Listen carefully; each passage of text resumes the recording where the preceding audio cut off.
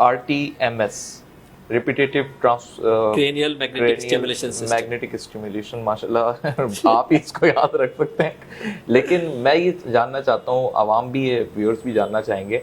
कहते हैं, हमने भी सुना है इसके बारे में कि जो इस सिस्टम से या इस प्रोसेस से या इस थेरेपी से गुजर जाता है तो उसमें वाकई बड़ी चेंजिंग्स आती हैं, पॉजिटिव चेंजिंग्स आती हैं। बिल्कुल ऐसे क्या ही है। पीछे फॉर्मूला है, होता क्या है पीछे, ये राज मैं चाहता हूँ कि आज कैमरे की वजह से जो है ना पूरी दुनिया के सामने है। चले ठीक है, तो अब आपको अगर हम स्टिमुलेशन रूम में ले जाते हैं और वहाँ पे आपको एक्सप्लेन करते हैं तो प्रॉब्ली इससे ज़्यादा इजीली बिल्कुल जो है वो नजर आएगा। ठीक है, तो नाजरीन, हम RTMS रूम में ही मौजूद हैं, डॉक्टर साहब हमारे साथ हैं और बैकग्राउंड में आपको आवाज़ आ रही होगी माशाल्लाह सुभान ताला, अल्लाह रब्बुल इज़्ज़त का कलाम सूरह रहमान की तिलावत जो है वो चल रही है।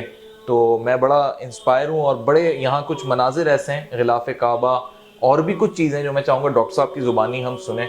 डॉक्टर साहब, RTMS रूम में हम आ चुके हैं जी। ये RTMS रूम है, repetitive transcranial magnetic stimulation. Transcranial जब हम कहते हैं कि जब हम सर के ब्रेन के ऊपर अगर हम stimulate, this is transcranial skull, अगर हम यहाँ से कोई चीज़ पास कर रहे हैं मैग्नेटिक स्टिमुलेशन, तो इसका मतलब है कि दिमाग के वो खलियात जो कि मुतासर हुए हुए हैं, या तो वो अंडर प्रोसेस है यानी वो कम काम कर रहे हैं, उसकी धड़कन कम है, या फिर उसकी बहुत ज़्यादा धड़कन है। अगर उसकी धड़कन कम है तो वो इसका मतलब है वो डिप्रेशन के शिकार है। अगर वो उसकी धड़कन बहुत ज़्यादा है तो फिर वो मैनिक एंग्जाइटी का शिकार, यानी तेज़ तेज़ चल रहा है दिमाग का ये हिस्सा, ज़्यादा तेज़ चल रहा है, दिमाग का हिस्सा ये स्लो चल रहा है। तो हमारी पूरा जिस्म बैलेंस के ऊपर है, ये हमारा कमांड एंड कंट्रोल है पूरे जिस्म का। तो या तो कोई हिस्सा तेज़ चल रहा है या कोई हिस्सा स्लो चल रहा है। जो स्लो चल रहा है उसको एक्साइट करना है, जो तेज़ चल रहा है उसको स्लो डाउन या इनहिबिट करना है। और वो हम दवाइयों के ज़रिए करते हैं, और जब दवाइयों के साथ साथ हमें लगता है कि दवाइयाँ ये मकसद हासिल नहीं कर पा रही हैं तो फिर हम इस मैग्नेटिक स्टिमुलेशन की तरफ जाते हैं। ये 6 वीक तक ये प्रोसेस होता है। हाँ, इसके जो प्रोटोकॉल्स है, क्योंकि ये FDA अप्रूव्ड है, तो ये 30 जो है वो सेशंस की बात करता है कि आपको 30 सेशन करने हैं। अब वो डिपेंड ऑन द डिजीजेज कि बच्चों के डिजीजेज जो है वो अटेंशन डेफिसिट डिसऑर्डर जैसे ऑटिज्म है, स्पीच डिले है, ADD है, ये बच्चों के डिजीजेज हैं। बड़ों के जो कॉमन डिजीजेस होते हैं उसके अंदर डिप्रेशन होता है, एंग्जाइटी होता है, मेजर डिप्रेसिव डिसऑर्डर जिसको आप कहते हैं, जिनसी प्रॉब्लम्स होते हैं कि जब आपकी ये सेक्सुअल जो सिस्टम है ये आपका जो है प्रॉपर काम नहीं कर रहा, और इसी तरह OCD, everything is controlled command and control. हाँ, everything, whole command and control ये काम करता है। अगर ये कमांड एंड कंट्रोल जो है वो काम करेगा, नहीं काम करेगा, प्रॉपर सिग्नल्स नीचे नहीं देगा, तो फिर वो आपका वो जो फंक्शन है वो मुतासिर होगा। अब जरा ये बताएं कि हम जैसे पेशेंट जब आता है फर्स्ट टाइम, तो ये इसी तरीके से हर ट्रीटमेंट में तिलावत कलाम पाक, और क्योंकि मुझे लग रहा है इसमें कुछ स्पिरिचुअलिटीज भी इंक्लूड हैं। देखिए, मैंने जैसे कहा कि मेरा बेशतर वक्त जो है वो मगरिब में गुजरा है, तो वहाँ जो मैंने चीज़ें सीखी जो कि मिसिंग थी। WHO हमेशा बात करता है माइंड बॉडी एंड सोल की। वो कहते हैं कि जो हेल्थ है, this is not the absence of disease, this is the well being of mind body and soul.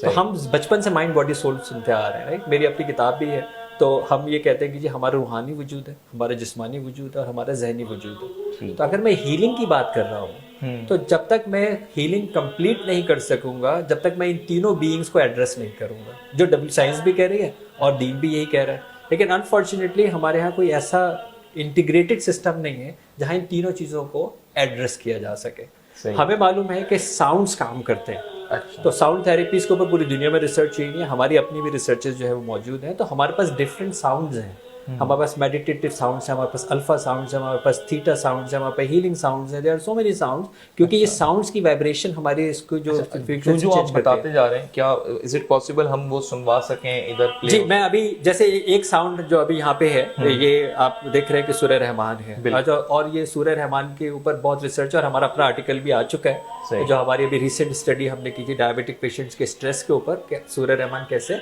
Effect जो है वो डालती है। डायबिटिक पेशेंट्स को हमने 2 ग्रुप्स थे हमारे, उसके अंदर डायबिटिक पेशेंट को अंदर हमने एक को सूरह रहमान को जो है वो सुनवाया इसी मेडिटेटिव तरीके से, और एक को हमने ज़ाहिर वो रेगुलर उनको कुछ नहीं सुनवाया।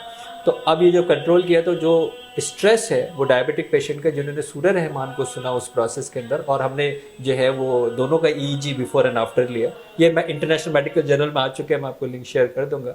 एंड हम हमेशा ये कहते थे कि जी सूर्य रहमान फायदा करती, सारी दुनिया में आपको पता है करती कैसे, उसके लिए डायरेक्ट कंट्रोल स्टडीज चाहिए, वो भी जो है वो प्रूव हो गई हैं।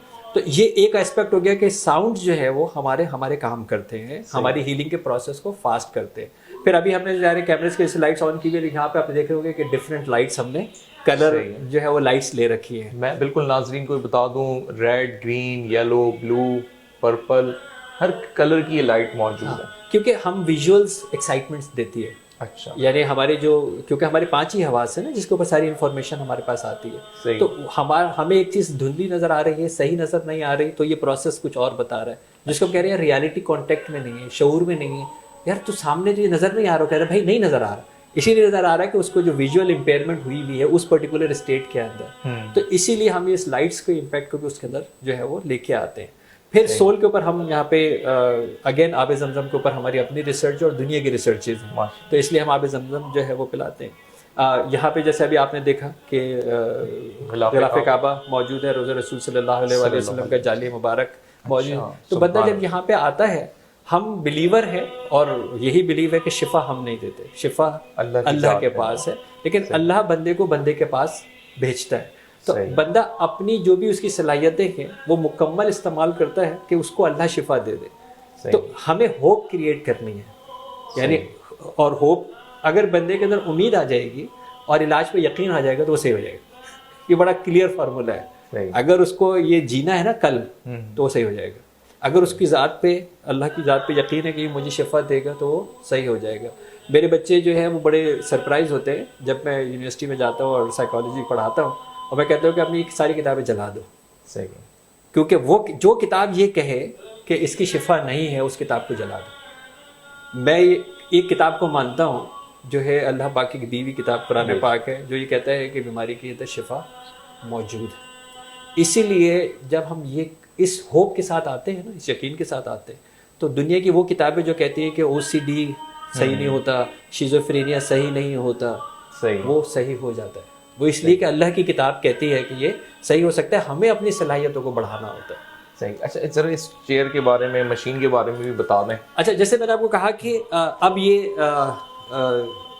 जब हमारे पास बंदा आता है किसी भी, जब हमारा डायग्नोसिस, क्लिनिकल डायग्नोसिस कंप्लीट हो जाता है, लेट्स सपोज अगर डिप्रेशन का शिकार है, तो अब ये होगा कि इसका जो उल्टा एरिया है ब्रेन का, ये एक्साइटेड नहीं है, ये स्लो पल्स कर रहा है। जैसे मेरा दिल धड़कता है ऐसे ही मेरा दिमाग धड़कता है, तो इसकी धड़कन स्लो है, तो मुझे इसको एक्साइट करना होगा। तो हम सबसे पहले क्या करते हैं, हम एक मोटर थ्रेशोल्ड उसका चेक करते हैं कि कितनी इंटेंसिटी, कितनी फ्रीक्वेंसी के ऊपर ये पल्सेस उसको दी जाएंगी तो ये मूव करना शुरू करेगा, ये हिस्सा। यानी दूसरी कोई चीज़ें होती है उसके अंदर आपने देखें, हम कोई चीज़ डालते हैं ना, क्या डालते हैं, इंजेक्शन के थ्रू हमने कुछ मेडिसिन डाली है, ओरल के जरिए हमने कुछ मेडिसिन डाली है। इसी तरह अगर मैंने कोई ECT या कोई इलेक्ट्रिक कोई जो है मैंने करंट अंदर डाला है, तो उसके सबके अपने इफेक्ट्स हैं। यहाँ पे मैंने वेव्स क्रिएट करके वेव्स दी हैं अंदर, और वेव जैसे मैंने कहा कि जितना सेफ अल्ट्रासाउंड होता है, आपको पता है कि प्रेग्नेंट वुमेन के लास्ट मोमेंट तक भी अल्ट्रासाउंड हो रहा होता है। बिल्कुल। वो क्यों हो रहा होता है? क्योंकि ये सेफ होता है। That is a reason this technology is so phenomenal कि आपको ये कि आप 2 साल के बच्चे से लेके 110 साल तक के मर्द और हजरात के ऊपर इसको इस्तेमाल कर सकते हैं, क्योंकि ये वेव्स हैं, दीज आर मैग्नेटिक वेव्स, और इनके जो है वो साइड इफेक्ट्स नहीं है।